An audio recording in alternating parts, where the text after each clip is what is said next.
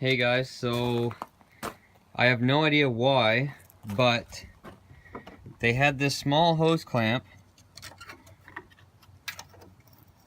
wrapped around here and tightened where the tailgate slides into the sort of the holder there. So anyway, I took that off. I had the truck back up in the same position where it was last night, and it wasn't working.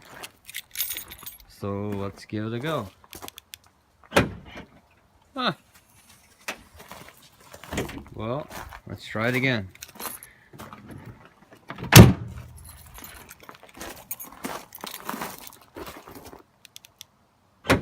Huh, problem solved. No idea why it was there, because I don't see anything wrong with it. I don't see any reason why it would have been there. Unless they put them there during delivery or something, I have no idea. But let's try it one more time.